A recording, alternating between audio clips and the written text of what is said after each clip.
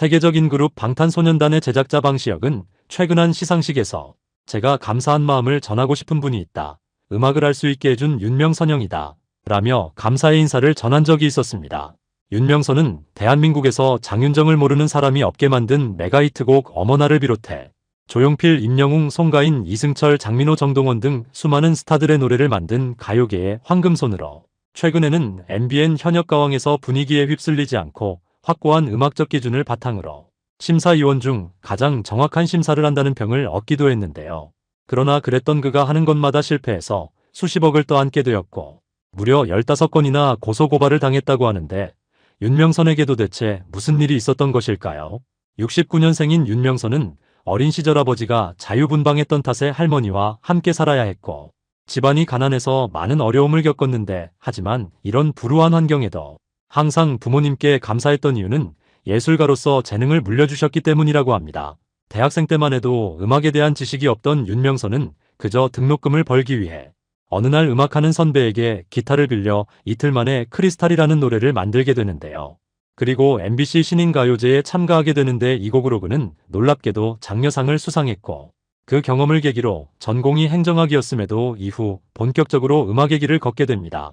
그는 군대에서도 해군 홍보단에 지원해 시험을 봐서 들어갔고 당시 그가 잘 때 오른쪽에는 김건모 왼쪽에는 가수 추가열이 있었으며 개그맨 김용만과 지석진 등과도 한내무반을 쓰는 등 지금이야 다들 한가닥씩 하는 사람들의 무명 시절에 함께 생활을 하면서 수준 높은 음악을 접하고 더욱 많은 영감을 얻으며 음악과의 인연을 쌓게 됩니다. 윤명선은 당시 섬주민들을 대상으로 공연을 했는데 주민분들을 기쁘게 하는 건 트로트만 한 게 없었기 때문에 트로트도 사실 그때 다 배웠다고 하는데요. 그렇게 군대에서 음악에 대한 자신감과 열정이 생겨 전역 후 친형으로부터 90년대 당시 거금이었던 6천만 원을 투자받아 가수로 데뷔까지 하게 되지만 당시 서태지와 아이들이 등장하며 앨범은 실패하게 되었고 이후 2집도 크게 실패해 가수의 꿈이 물거품이 되면서 윤명선은 다시 새로운 길을 모색하게 됩니다. 뭘 하면서 살까 한 달을 고민하던 윤명선은 월급 30만 원짜리 연예인의 매니저로 방송계에 입문했고 그게 대학 3학년 때의 일이었다고 하는데요. 윤명선은 배우 장동건과 방송인 김승현 등의 매니저 생활을 거쳤고 그러다가 신인 가수 박진영을 만나게 되는데 윤명선은 박진영의 데뷔부터 결혼까지 7년이라는 시간을 보내며 박진영을 대한민국 최고의 가수로 올려놓는데 1등 공신애공로를 세우게 됩니다. 당시 윤명선이 매니저로서 얼마나 열심히 했냐면 경옥고 500병을 아이스박스에 챙겨넣고 여름에는 냉장을 시켜 시원하게 또 겨울에는 솥단지에 넣어 따뜻하게 모든 채비를 마치면 매일 새벽 6시 30분에 집을 나서 방송국으로 차를 몰고 가 그 어떤 예능국 PD들보다 먼저 도착해 우렁각시처럼 조용히 경옥고 한 병을 책상 위에 올려놓고 갔는데 당시 사이다가 300원이던 시절 경옥고는 1,500원으로 파격적인 로비였고 경옥고를 쌀 돈이 부족해 남에게 빌려서 돌리기도 했으며 이러한 그의 보약 돌리기 PR은 365일 하루도 빠짐없이 계속되며 방송가에서는 경옥고라는 별명으로 전설로 통하게 됩니다.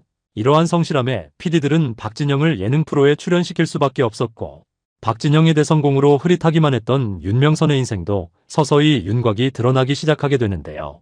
그 후 박진영이 지금은 세계 K-팝 시장을 좌지우지하는 자신의 기획사를 처음 차리게 되자 윤명선을 데려갈 수밖에 없었고 소속 가수들의 매니저를 이어 맡은 윤명선은 매니저 업무뿐만 아니라 대박곡을 보는 눈과 음악적 인견애가 탁월하다는 평가를 받게 되는데 그 때문인지 그는 결국 못다한 음악의 한을 풀기 위해 자신만의 기획사를 차리고 가수들의 앨범 제작에 뛰어들게 됩니다. 그러나 당시 제작한 앨범들이 또다시 줄줄이 실패하면서 무려 20억의 빚만 남게 되었고 결국 윤명선은 충격을 받아 미술 큐레이터가 되고 시를 쓰는 등 잠시 연예계를 떠나게 되는데요. 윤명선은 4년이나 연예계를 떠나 있었지만 쉬는 동안에도 여러 곳에서 매니저를 해달라는 전화를 미친 듯이 받게 되는데 하지만 박진영의 매니저를 해봤기 때문에 당시 그 사람보다 못하면 매니지먼트 할 맛이 나지 않았으며 될성 부른 싹이 보이지 않으면 아예 맞지를 않았다고 합니다. 그러던 어느 날 윤명선은 길을 걷다가 바로 앞에서 한 여자가 어머나 하면서 대자로 넘어지는 모습을 보게 되는데 그때 거의 동시에 바로 옆에서 아이를 안고 가던 아주머니가 애가 갑자기 손으로 얼굴을 치더니 놀라서 어머나 하는 소리가 들리게 되었고 그날 하루 동안 여기저기서 어머나라는 소리를 좋게 10번은 듣고 나니 윤명선은 무릎을 치며 슬플 때도 어머나, 기쁠 때도 어머나, 놀라울 때도 어머나, 반가울 때도 어머나인데 이러한 단어가 음악적으로 활용된다면 대성공을 거둘 수 있을 것이라고 생각해. 어머나라는 노래를 쓰기 시작해 30분도 채 걸리지 않아 순식간에 노래가 완성되게 됩니다.